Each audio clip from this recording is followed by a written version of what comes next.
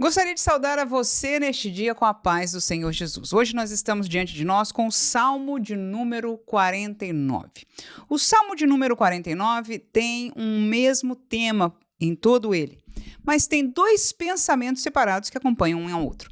Hoje nós vamos estar falando do primeiro, na quinta-feira falaremos do segundo. Portanto, vamos ler Salmo de número 49, do primeiro versículo até o versículo 9.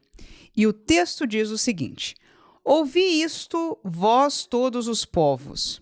Inclinai os ouvidos, todos os moradores do mundo, quer humildes, quer grandes, tanto ricos como pobres. A minha boca falará da sabedoria, e a meditação do meu coração será de entendimento.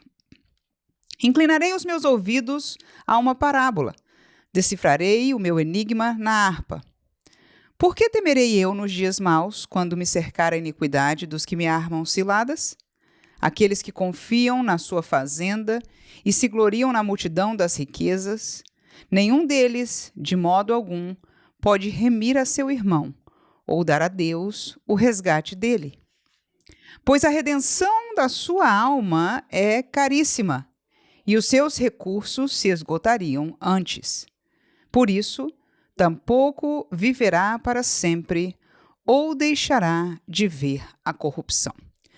Pois bem, meus irmãos, estes primeiros versículos de Salmos nos trazem algumas lições. A primeira dela que eu encontro está nos dois primeiros versículos, onde nós entendemos claramente que o Evangelho, a palavra de Deus, o conhecimento de Deus, ele é dado. O desejo de Deus é que todos os homens o escutem. E quando dizemos todos, não só estamos falando de nacionalidade, mas no caso específico aqui, ele diz no primeiro versículo, todos os moradores do mundo, e logo no segundo ele enfatiza os humildes e grandes, os ricos e os pobres. Ou seja, divide a realidade da nossa sociedade em pessoas que têm pouco dos bens materiais ou têm muito dos bens materiais. Humildes ou grandes também fala de posição. Alguns cuja posição é uma posição comum, uma posição humilde, que não tem nenhum privilégio. E os grandes falam daqueles que, de alguma maneira, têm privilégios em nossa sociedade. Então, a palavra de Deus nos lembra, primeiramente, que Deus anuncia a palavra, a bondade de Deus, a verdade de Deus, o evangelho que hoje nós conhecemos do Senhor Jesus Cristo para todos os moradores do mundo. E com certeza conhecemos da Bíblia que o desejo dele é que todos se salvem. No entanto, o Salmo continua e diz e começa a fechar o escopo para aquelas pessoas que confiam na sua fazenda. Estamos no versículo 6, e a palavra fazenda, no contexto bíblico, fala das suas posses, fala da sua riqueza. Então, aqueles que confiam na sua fazenda e se gloriam na multidão das suas riquezas, vem aí a primeira grande resposta para nós. Intitulamos este devocional O que o dinheiro não pode comprar. E veja de que aqui nós chegamos no versículo 6, no ponto que o salmista fala daqueles que confiam nas suas finanças, no seu bem-estar financeiro. E aí no versículo 7 começa a dizer o que é que ele não pode comprar. Ele diz, olha, de maneira alguma pode remir o seu irmão, dar a Deus o resgate dele, pois a redenção da sua alma é caríssima e os seus recursos se esgotariam antes. Então, claro que essa é uma palavra figurada, porque ninguém poderia pagar o preço da redenção de uma alma, porque o dinheiro jamais poderia comprá-la. Ela não é vendida, não há como trocar, não é uma moeda de troca, salvação por finanças. E ao falar isso com você, eu me lembrei de um tempo histórico que a igreja institucionalizada vendia, ou seja, permitia que os seus membros usassem dinheiro para comprar uma realidade melhor para aqueles que já faleceram, para aqueles que foram para a vida ou para a realidade da eternidade e talvez com os seus pecados. Uma religião que ainda hoje existe, que vincula isso ainda de alguma maneira ou outra, mas de alguma maneira no passado era bem direta esta colocação, que se podia comprar uma realidade melhor no céu ou diante de Deus com as suas finanças. E ainda que hoje não seja talvez exposto dessa maneira, ainda há maneiras que através de ofertas e, enfim, colocações religiosas junto a financeiras, se melhore a situação daquele que já morreu. No entanto, a Bíblia Sagrada diz que isso não existe.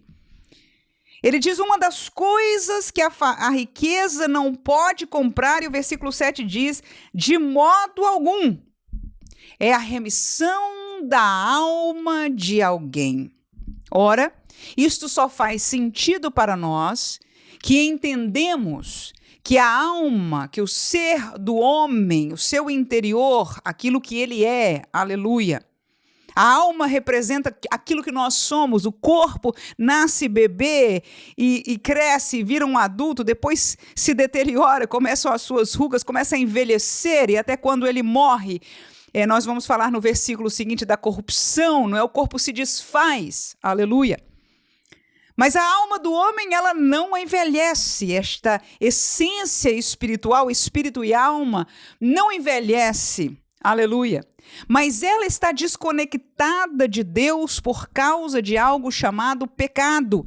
E desde Adão, aqueles que nasceram depois de Adão, já nasceram separados espiritualmente de Deus, e a maneira de restituir, de ter paz de volta com Deus, não pode ser através de comprá-la com os nossos recursos financeiros. Então, essa é a primeira coisa que eu aprendo. Aprendo neste texto, sou lembrada neste texto, de que o dinheiro, as riquezas deste mundo jamais poderão comprar a salvação da alma de ninguém. O texto, nesta colocação poética, diz: a redenção da sua alma é caríssima e os seus recursos se esgotariam antes. Ou seja, se alguém tentasse pagar e tivesse muito e ainda continuasse tentando, qualquer um ainda esgotaria os seus recursos antes de conseguir pagar o preço de uma alma. E por mais que haja esta impossibilidade real de comprar por dinheiro, isto nos faz lembrar, aleluia, o preço que Jesus pagou. Ele fez o impossível, porque ninguém poderia fazer tal coisa. Somente Jesus é quem pôde, aquele Cordeiro imaculado, pagar o preço, e o preço foi a sua vida para a redenção da nossa alma. Como diz o texto lá no Novo Testamento, não foi com ouro, nem prata, nem coisas preciosas deste mundo, mas com o precioso sangue de Cristo Jesus. E aqui nós somos lembrados, dinheiro não compra salvação, não compra lugar no céu, não compra o resgate da alma de ninguém. Segunda coisa que não compra, e por último, é o versículo 9. Por isso, tampouco viverá para sempre, ou deixará de ver a corrupção. Então, o que mais que o dinheiro não compra? Vida eterna, ou seja, viver para sempre, não morrer. Né? Muitas pessoas hoje, os tempos que nós estamos vivendo com tanta modernidade de ciência, eu tenho visto um ou outro aí desafiando a ciência, desafiando a realidade da vida, já falando abertamente. Uns dizem vou viver 120 anos, outros ainda tentam dizer ou esperam viver ainda mais, querendo mudar esta realidade, fazer possível através da ciência, e se injetam coisas e tem uma alimentação extraordinária, tentando viver mais, mas todos nós sabemos uma coisa: ninguém viverá para sempre. Por mais que as pessoas estejam tentando 120, 150 anos, não sei o quanto eles estão tentando, mas o fato é que por mais que se tente, por mais que gastem recursos, e eu ouvi de um senhor que era muito rico, e ele estava lá na Europa, eu penso, fazendo tratamentos e coisas assim fantásticas e gastando toda a sua riqueza por mais alguns anos de vida nesta terra. Mas o fato é que nós somos lembrados mais uma vez hoje: o dinheiro não paga a vida eterna. Todos vão morrer. Aleluia! Nós, com certeza que temos e cremos em Jesus, se a trombeta tocar antes da nossa morte, nós ressuscitaremos, seremos transformados antes de passarmos por isso. Mas se não acontecer, enquanto estivermos em vida, com certeza encontraremos com a morte, e as nossas riquezas não podem pagar nenhum dia mais de vida. Aleluia! Aquilo que Deus determine, aquilo que chegue o nosso tempo, aleluia, ou chegue o tempo da nossa partida, então ninguém pode comprar mais tempo neste mundo, o dinheiro não pode pagar. Muito bem, estamos aí com a metade deste Salmos, o primeiro pensamento sobre este assunto. Voltaremos daqui a 2 dias, na quinta-feira, com o restante do Salmo. Deus abençoe você neste dia. Amém.